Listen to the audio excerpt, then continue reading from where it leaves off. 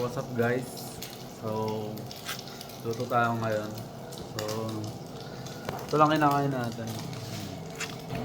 Kanin, noodles, prito tayo itlog. May natira akong century tuna na nakain.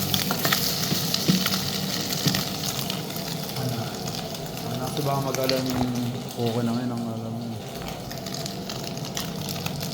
Kaya natin.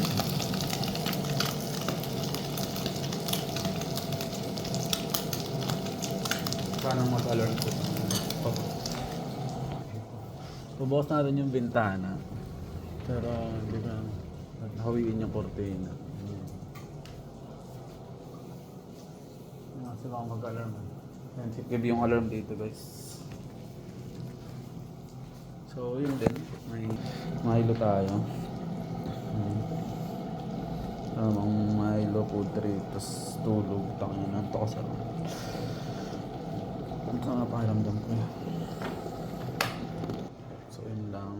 Tapos lagay natin dyan. Tapos luluto tayo noodles. Kasi yun. So yung mainit. Sabaw. Sabaw ba? May patibay ng sikmura. Tapos ito natin lagayan.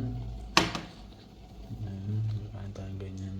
Tapos lagay natin dyan. Tapos panguhin natin yung itlog. Kasi maglalaba rin nga pala ako guys. So sabay-sabay ko na.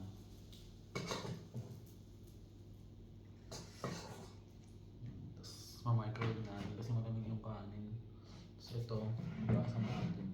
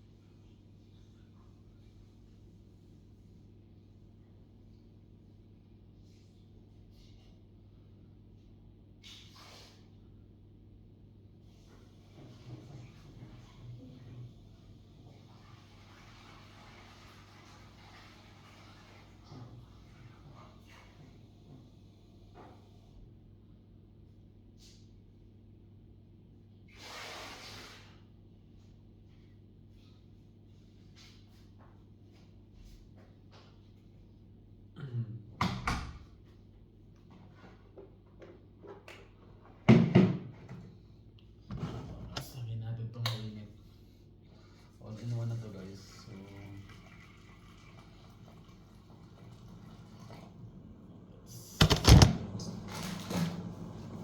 yan na natin kumulo. Tapos balikan natin.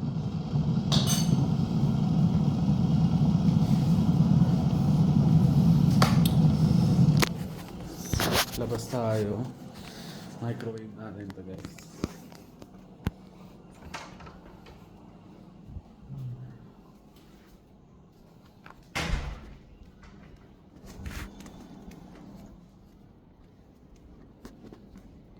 Ayan, tamang microwave tayo. Guys, maglalaba nga rin pala ako guys. Grabe ako magpalbon. Kasi grabe yung dito. Tangina pag di ka nagsabon ng maayos sa damit. Mag-aamoy. Chararap ka talaga.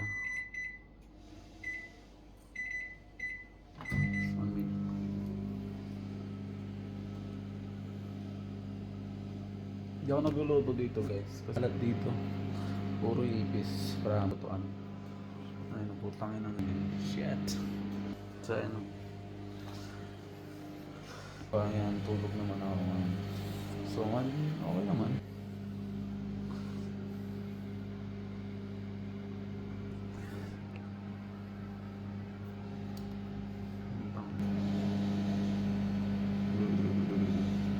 Ito yung problema pag ibang lahi yung kasama mo. Kasi dati sa mga Pinoy ako, syempre, nalipat na promote. Kailangan ko mag solo room. Pag na grabe hirap guys kapag ano, ibang lahi yung kasama, promise, legit. Parang ano ba, hindi ka makakilos, maayos. Siyempre di mo sila masabihan kung paano maglinis kasi minsan wala naman sa culture nila yung maging malinis. So, yun nga. Mukha lang mukha silang malinis. Malinis sila lagi guys. Mga ganong ano nila. Attitude nila. So, yun. So, mainit. Yun lang. Tulog tayo.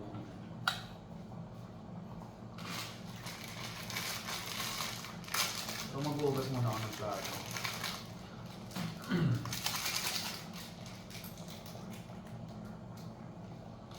Ayan na. Ito yung baso lang. Kasi katama ko rin yung pagkain kapag ako nakain.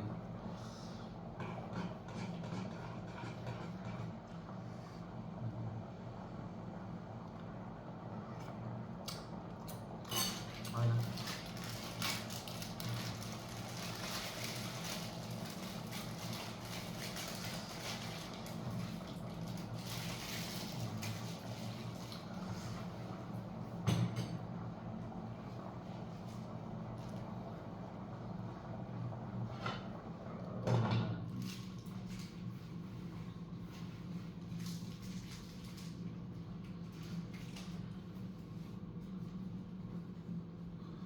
Nasa mga natin kakain kasi mahirap na kumain ng mga gabi.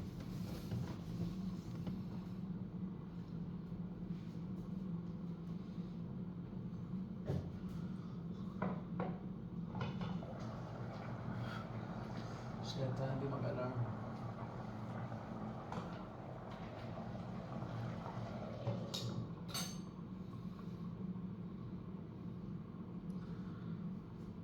Pause muna natin guys. Tapos continue ako pagkakain. So yun, kain na tayo guys. Itlog na may century tuna noodles. Milo. Bismillah. So yun ano. Minsan tamang pause tayo. Makain tayo ng masarap. Tangina pero minsan lang yun guys. Grabe, libre pa yun. Minsan kagasto syempre. Kain tayo masarap na mga ice cream. Mga gusto natin. Pero most of the time, ito yung pagkain. Noodles tsaka itlog puta. Yun. Ano naman? Meron tayong choice. May choice tayo pero hindi natin afford.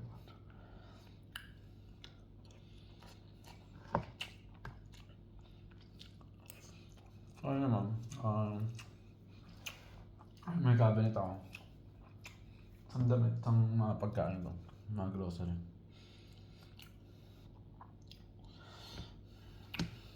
Sarap. Sarap din yung pagkain kanina sa cafeteria guys. Kabsa. Tapos biryani. Tapos may kebab. Hindi ko na video kasi daming tao. Okay kasi yung pagkain kanina.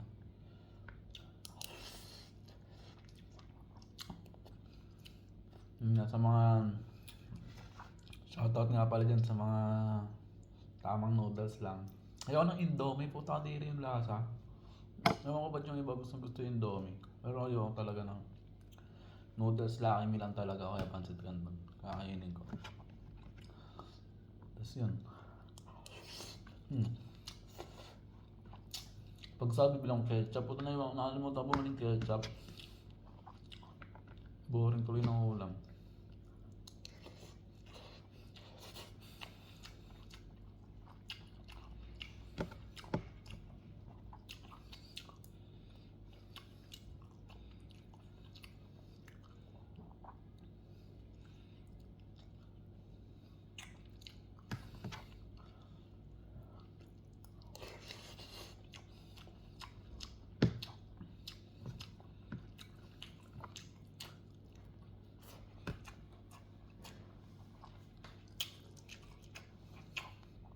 Quality guys.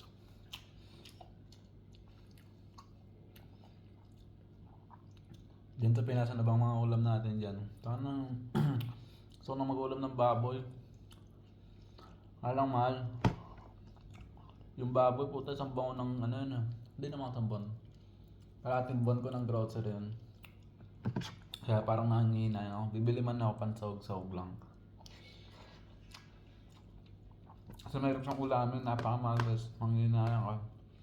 Isang kilong pork chop. Sa 100.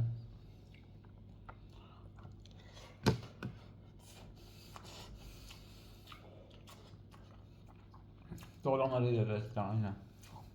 Kala ko napakasarap dito sa ibang bansa. Kala ko lang gala-gala ka, pagkaot mo, pagsahod mo, padala ka, tapos yung matitira. Yan nakuha, tsaka tanga na. Kapadala mo, wala. Wala mo talaga, wala pa lang matitira. Tapos yung lakwatsa mo, yung mga free ride lang, mga metro. Yung ganun lang, tanga na. Kung makita nyo man ako na yung pag-alagala. Guys, 2 reals lang metro dito. Saan na makarating. Tapos libre yung mga bus. Tapos ang daming libreng access sa beach, libre lang. Kaya ganun lang. At least mga paano may nagkakabalaan, may nakakapagpahangin, nakakahinga, para sa trabaho. Saka na. Stress talaga. Laki na ng tiyan ko. Hindi man ako ganito dati kumain sa Pinas eh.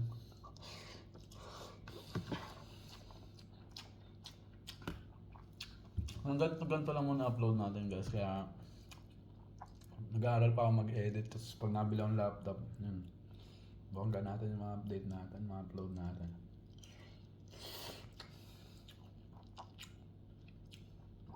Kaya shoutout sa mga nag-abroad dyan, sa mga mag-abroad, tangin, di ba, yan nyo lang guys. Kapit lang. Isang taon na ako guys, oh, July 2, putang, pa, hindi ko na malayan.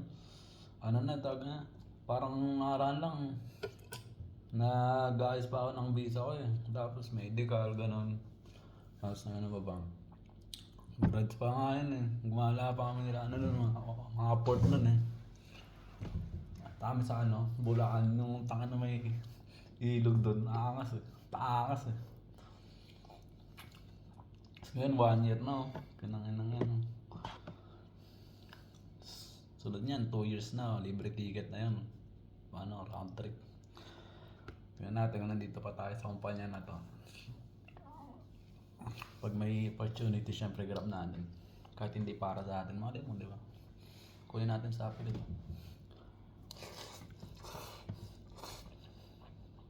Ano lang guys, parang grab mo yung opportunity kapag mayroong chance. Kahit di, alam mo hindi para sa'yo,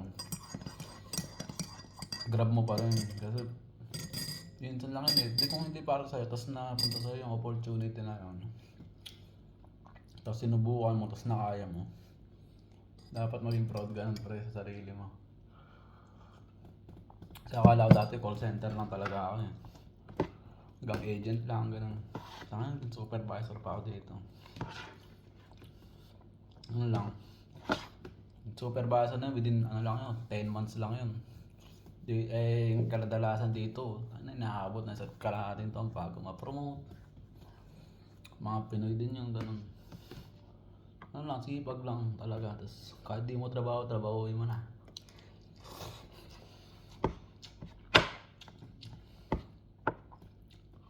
Dito hindi pwede yung sabihin mong ayaw mo maging bida-bida. Tanga na, pag di ka nagbida-bida dito, nanatili ka sa ganung posisyon. Promise ito yun. Nandito kahit di mo alam yung trabaho, banata mo na puta. Daw marunong mag-check-in, tangin na nga, pinag-alaala ko talaga. Lahat, plus, baba, ang dami. Ngayon, training ako ng reservation para ibang department naman. Para kapag may opportunity din, kunin natin yun. Tapos may baaro na tayong supervisor. Mga 6 months lang, 7 months, apply tayo supervisor. Ganun lang ulit yun. Tapos training ulit sa ibang department, sa revenue, sa finance. Yun, para taas ang taas yung sahod mo hanggang maging room division, ano ka na, director, mga ganun ba. Mga ano ba, maging cluster, ano ka na, director, sarap sa tawag mo. Pero ayoko na dito sa ano, Qatar, syempre. Ayoko na sa Saudi, ayoko na sa Middle East. Kasi putang hirap makisama dito, pre. Mga ibang lala na mga Tunisian, Moroccan, shit. Kukupat na, pre. Legit. Sarap mag ano, mga Europe, New Zealand, Australia, mga ganyan.